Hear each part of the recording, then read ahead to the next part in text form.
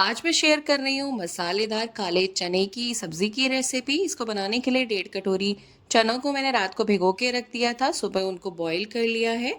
सारे मसाले एक बोल में ले लेंगे। 1 चम्मच धनिया पाउडर, 1 चम्मच लाल मिर्ची पाउडर, आधा चम्मच हल्दी पाउडर, आधा चम्मच के करीब नमक डाला है। नमक अपने टेस्ट के अकॉर्डिंग आप ऐड कर सकते हैं। थोड़ा सा हींग डाला है, थोड़ा सा गरम मसाला डाला है, आधा चम्मच आमचूर पाउडर। इसको थोड़ा सा पानी मिलाकर मिक्स कर लेंगे।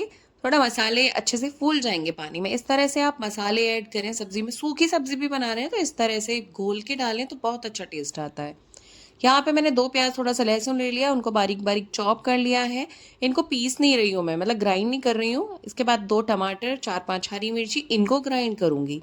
प्याज को ग्राइंड नहीं किया है, इनको ग्राइंड करूँगी। और इसमें डालूंगी मैं यहाँ पे लगभग 4-5 चम्मच के करीब ये काले चने। काले चने ज़रूर से ऐड करें। काले चने से क्या होता है, ग्रेवी बहुत ज़्यादा क्रीमी और बहुत ही गाढ़ी गाढ़ी हो जाती है, एकदम थिक बनती है, बहुत टेस्ट अच्छा हो जाता है इससे। इसके बाद इसको हम ग्राइंड कर लेंगे, इसको रख देंगे साइड पे। यहाँ कढ़ाई ले लिए, कढ़ाई में ऑयल डालेंगे। ऑयल जैसे ही अच्छे से गर्म हो जाए, हम इसमें थोड़ा खड़ा मसाला डालेंगे। मेरा थोड़ी सी दालचीनी, 1 बड़ी इलायची, 2 हरी इलायची छोटी वाली, वो डाली है। वो जैसे ही भून जाए तो हमने जो चॉप किया हुआ लहसुन रखा था वो लहसुन इसमें ऐड कर देंगे। अब लहसुन को पहले अच्छे से भून लेंगे। लहसुन अच्छे से भुना होना चाहिए, कच्चा नहीं रहना चाहिए। जैसे ही अच्छे से भुन जाए इसमें हम प्याज ऐड कर देंगे। प्याज को भी यहाँ पे भूनेंगे ऐसे ही। बहुत ज़्यादा फ्लेम नहीं, हाई नहीं रखना है, मीडियम लो फ्लेम पे हमें ये फ्राई करना है सब कुछ। तो इसको प्याज को अच्छे से भून लेंगे, एकदम काला जलाना नहीं है, हल्का हल्का ये गोल्डन सा हो जाए।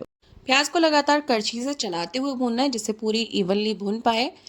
इसके बाद यहाँ पे वो मसाला ऐड करेंगे जो हमने पानी में घोल कर रखा हुआ था, उसको ऐड करेंगे। इसको भी पहले अच्छे से भूनेंगे। थोड़ा सा मैंने बस ये बोल को धो के इसमें थोड़ा सा पानी ऐड किया है। पानी ऐड नहीं करना, बहुत थोड़ा सा मैंने डाला था, मसाले उसमें चिपके हुए थे इसीलिए। इसको पहले अच्छे से भून लेंगे। तो जब तक ये तेल अलग छूट ना जाए तब तक हम इसको अच्छे से भूनेंगे इसी तरह से। जैसे ही मसाला हमारा भून जाएगा, हम इसमें टमाटर, हरी मिर्ची और वो चनों वाला जो ग्राइंड किया हुआ पेस्ट है वो इसमें ऐड कर देंगे। अब इसको भूनेंगे। वो मसाला तो पहले वाला हमारा अच्छे से भून चुका है। अब ये टमाटर वगैरह डालकर इसको भी पहले हम अच्छे से भून लेंगे। लगभग 2 मिनट के लिए मैंने इसे ऐसे ही भूना। इसमें थोड़ा सा कश्मीरी लाल मिर्च कलर के लिए ऐड किया है, थोड़ी सी कसूरी मेथी। कसूरी मेथी से बहुत अच्छा टेस्ट आता है।